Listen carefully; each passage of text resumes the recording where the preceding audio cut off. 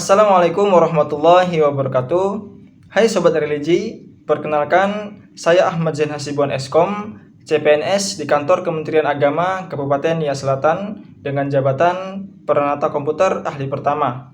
Pada video kali ini, saya akan membahas isu-isu aktual yang terjadi di instansi saya, kemudian dikaitkan dengan pokok pembahasan kita yaitu manajemen ASN. Baik, langsung saja kita menuju pembahasannya. Baik Sobat Religi, langsung saja kita masuk ke pembahasan mengenai analisis isu manajemen ASN. Di sini saya akan mengangkat isu aktual yang terjadi di instansi saya atau unit kerja saya. Yang pertama adalah peningkatan pelayanan publik, transparansi dan akuntabilitas para pegawai. Data yang terjadi adalah masih banyaknya aduan dari pegawai maupun masyarakat tentang kinerja pegawai yang belum diterima dan dikelola dengan baik. Kemudian dampak jika isu ini tidak diselesaikan adalah tingkat pelayanan publik yang belum baik sehingga tidak ada evaluasi dari pimpinan. Kemudian keterkaitan isu dengan manajemen ASN atau PNS adalah isu pelayanan publik, transparansi, dan akuntabilitas sangat erat kaitannya dengan substansi manajemen ASN, karena ketiganya merupakan tujuan utama dari pengelolaan ASN secara profesional. Baik, untuk isu yang kedua adalah peningkatan inventarisasi data barang melalui pemetaan dan pencatatan BMN atau barang milik negara. Data yang terjadi adalah beberapa waktu lalu, instansi saya melakukan renovasi kantor. Dari kegiatan tersebut, ternyata masih ada beberapa barang yang belum tercatat sebagai BMN dan adanya barang yang tidak tercatat ketika kondisi barang tersebut telah rusak. Kemudian dampak jika isu tidak diselesaikan, yaitu barang hilang dan rusak tidak terdeteksi dengan cepat. Kemudian jika ada audit dan pelaporan, maka akan terhambat. Selanjutnya adalah keterkaitan isu dengan manajemen PNS atau ASN. Isu tentang barang pasca renovasi yang tidak tercatat sebagai BMN menunjukkan bahwa manajemen ASN bukan hanya soal pegawai, tetapi juga mencakup bagaimana pegawai mengelola aset negara secara bertanggung jawab. Baik, isu yang ketiga adalah pembuatan sistem notifikasi atau pengingat pengelolaan jadwal yang terstruktur. Data yang terjadi adalah penjadwalan seperti petugas kebersihan, petugas apel pagi, pengajian rutinan, rapat, dan kegiatan lainnya masih dibuat secara manual dan mendadak, sehingga para petugas terkadang tidak hadir dan digantikan oleh pegawai yang lain.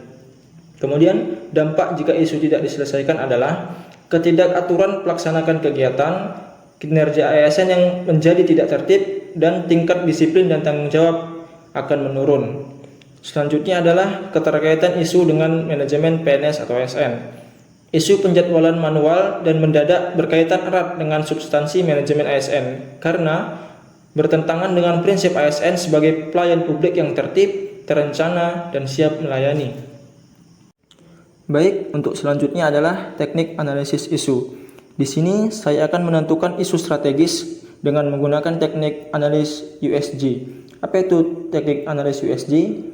Adalah teknik analisis kualitatif yang digunakan untuk menentukan prioritas masalah atau isu yang harus diselesaikan. Metode ini membantu dalam perencanaan dengan menilai tingkat urgensi, keseriusan, dan potensi pertumbuhan suatu masalah.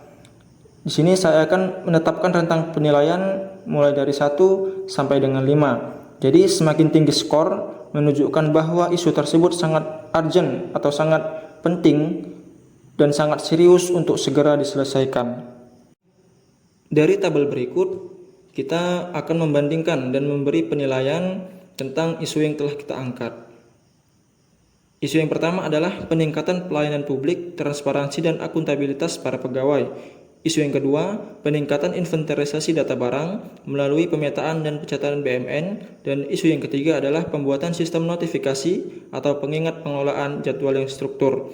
Bisa kita lihat, kita di situ akan memberikan skor untuk isu yang pertama urgensinya kita beri skor 5, kemudian untuk seriousness-nya kita beri skor 3, dan growth-nya kita beri skor 4. Kemudian isu yang kedua, untuk urgensinya kita beri skor 5, kemudian seriousness-nya kita beri skor 5, dan growth-nya kita beri skor 5. Dan isu yang ketiga, urgensinya kita beri skor 4, seriousness-nya kita beri skor 4, dan growth-nya kita beri skor 4. Jadi bisa kita lihat nilai tertinggi adalah isu kedua tentang peningkatan inventarisasi data barang melalui pemetaan dan pencatatan BMN. Maka berdasarkan matriks USG di atas adalah terdapat total nilai tertinggi pada isu tersebut, yaitu peningkatan inventarisasi data barang melalui pemetaan dan pencatatan BMN.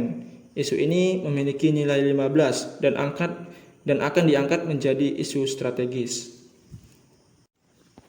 Baik, untuk selanjutnya kita akan menjelaskan metode fishbone atau biasa kita kenal dengan diagram tulang ikan.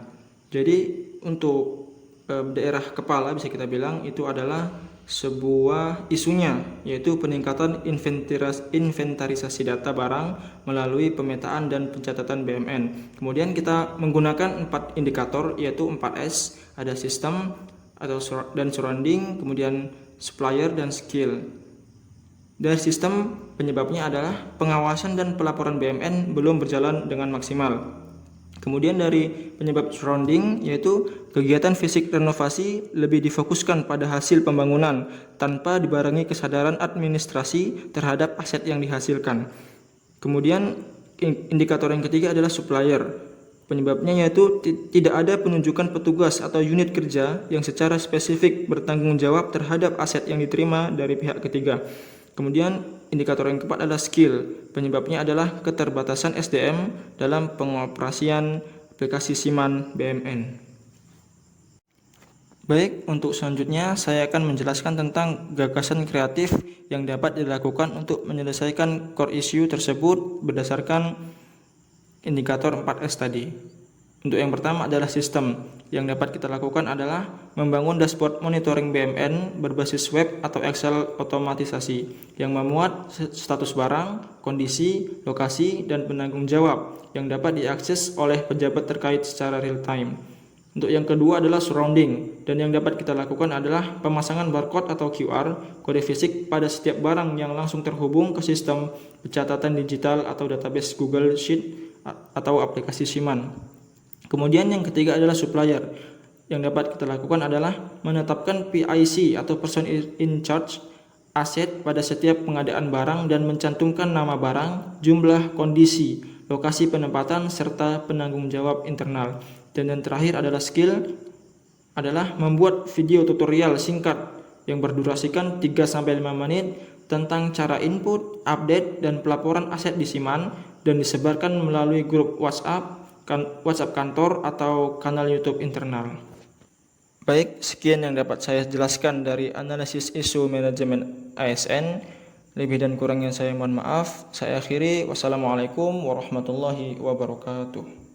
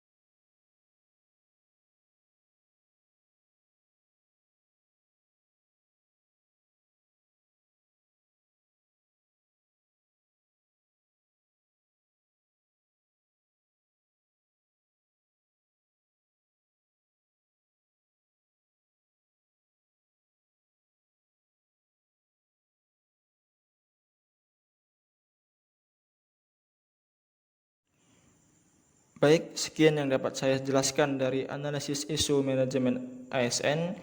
Lebih dan kurangnya saya mohon maaf. Saya akhiri. Wassalamualaikum warahmatullahi wabarakatuh.